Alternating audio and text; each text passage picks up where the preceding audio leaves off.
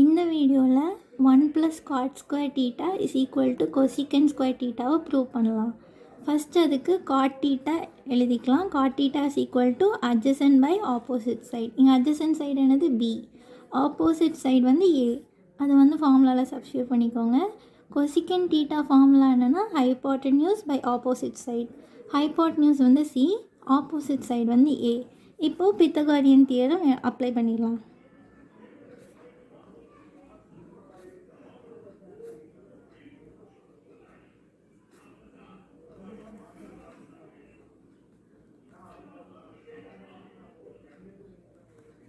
இந்த ஹோல் ஈக்குவேஷனை a² divide பண்ணிக்கலாம். அப்போ என்ன வரும்? c² by a² is equal to b² by a² plus a² by a². இப்போ இப்படி தனித்தனியாக நியூமரேட்டர் அண்ட் டினாமினேட்டரில் ஸ்கொயர் தனித்தனியாக இருக்குது, அது ஹோலாக எழுதிக்கலாம்.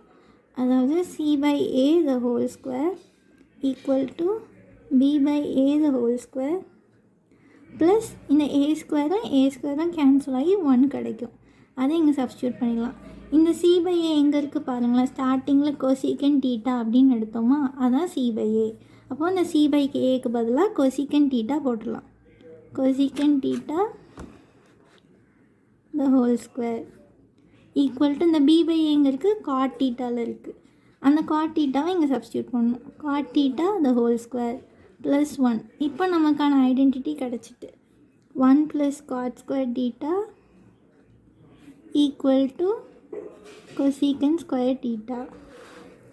hence proved.